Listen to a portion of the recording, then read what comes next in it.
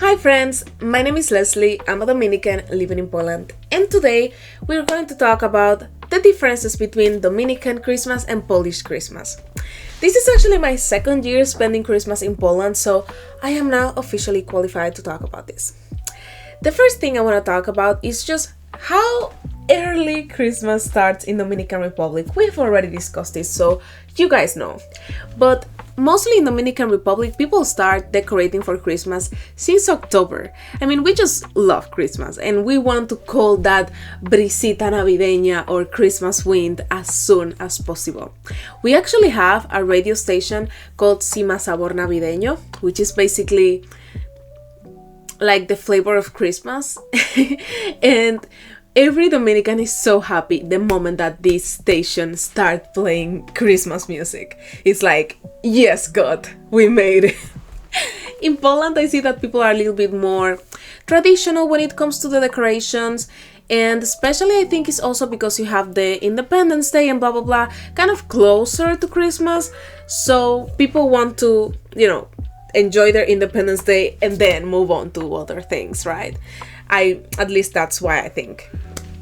And then also the decorations are way more traditional in Poland when you see that Dominicans go all out with inflatable Santas and a bunch of things because, of course we cannot actually make snowmen or have real trees inside the house. We have plastic ones, but nevertheless we do enjoy them plastic trees. And something else that I found so different was the fact that you guys have these real trees inside the house. And I kind of understand better now why your Christmas decorations are lasting way less than ours. Because when you have an actual living tree in your house, it's gonna get bad way sooner. I mean, my mom has had the same tree for like 10 years. Still good, still rocking. The next thing I want to talk about is how we spend the 24th of December. So in Dominican Republic, we call this Noche Buena or the good night. And in Poland, you call it Vigilia. And basically what I see is that there's more of a religious aspect related to the Vigilia than to Noche Buena. I mean, both of them have the same kind of origin, I think, but I think Dominicans have gotten a little bit more away of the traditional religious element of it. So in the more traditional homes in Poland, you do not drink in the Vigilia, but my fiance tells me that in some other homes people are drinking alcohol, so like it's not that it's forbidden, but a lot of more traditional people don't do it. In Dominican Republic, people are drinking. Whole process of cooking. The aunts are cooking dinner, the uncles are drinking. That's how it is there. And another big difference is the fact that Polish people do not eat meat on Vigilia and Dominicans only eat meat in Noche Buena. So when I first came here and I saw fish, I was like, where is the pork? Is this a joke? Where is the pork? Where is the chicken? I do not see it. And every time I tell my family this, like this today's 26th. So on the night of the 24th, when I sent my family pictures of the dinner, they were like, I mean, it's cute, but where is the meat?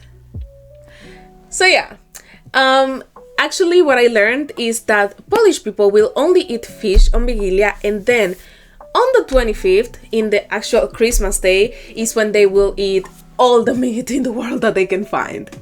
So yeah, a bit different, but to be honest, I kind of like it because it's like getting the best of both worlds. And fish traditionally in my country, even though it's an island, it's like the fancy food. So it feels like having a full table of the fanciest food you can eat. And then the next day you also get some delicious meat. So I like this tradition, I will say that. Another difference is the fact that actually no, it's not a difference now that I think about it. I was doing some research because I knew that Polish people have a mass in the midnight between the 24 and the 25. And I hadn't heard about that in Dominican Republic.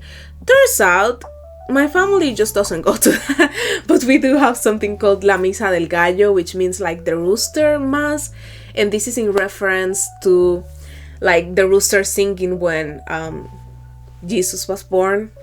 I don't know a lot about that because, again, my family didn't participate in that tradition, but it was interesting for me to find out that we actually do have that.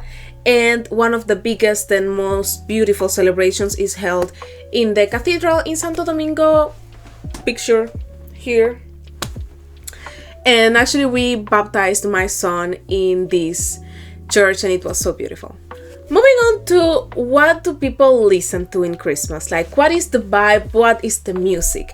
In Dominican Republic, as you may know, our traditional music is merengue. We have salsa, but mostly merengue. And there's so many songs that are talking about Christmas, about having fun, about missing family members that are not in Dominican Republic, because we do have a long history of immigration, especially to the United States, and we actually have a song that is talking about the missing Dominicans. So it's like in every table of Dominican Republic there is a seat that is empty because of a Dominican that is living in another country. And to be honest, as someone who was always there, it's kind of weird that now I am that person in my family that is not there. I don't know, it's kind of sad. Like, I'm having fun here, but serious moment. It's actually so weird to be away from your family on Christmas.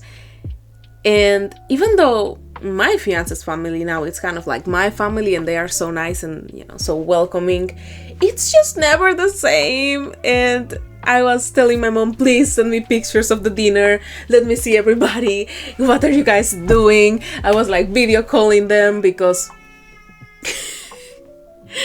sorry, my son is enjoying all of his presents from Christmas, so you're gonna hear little craziness.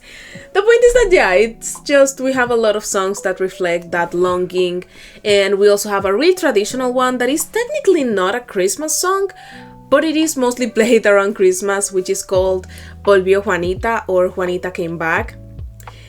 And yeah, it's basically about this person who emigrated to the States and they come back in Christmas with the whole suitcase full of gift for everybody and this big party. And one of the lines that I really like is saying how beautiful she looks arriving from the airport.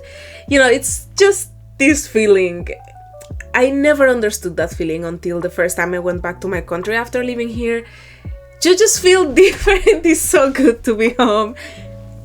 So good to feel the Dominican land. I guess that every Polish person who is living outside is also feeling the same. You know, people who live in Norway or the UK.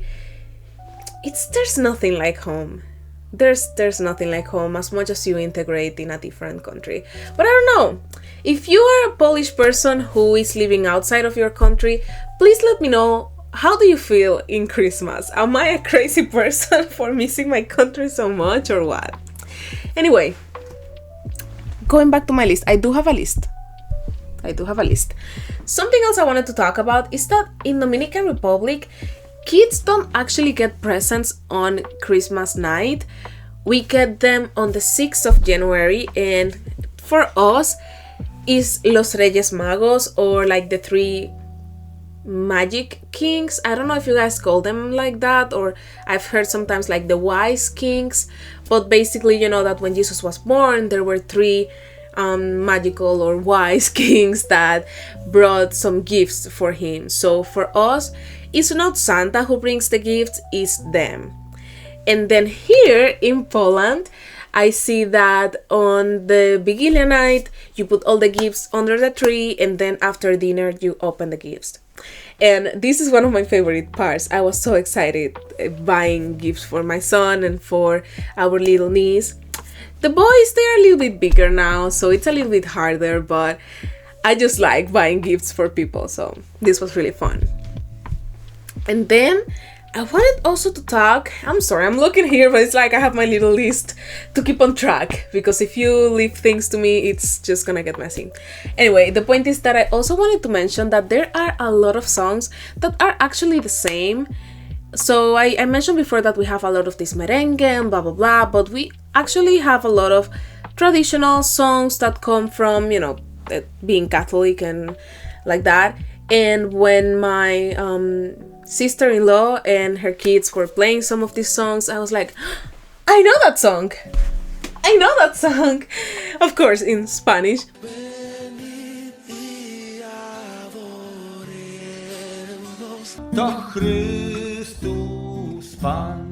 But it was really cool to find similarities. And I think one of the things I like the most about integrating into the Polish culture is that every opportunity I have is just showing me how, we are just all people and we are just trying to make it.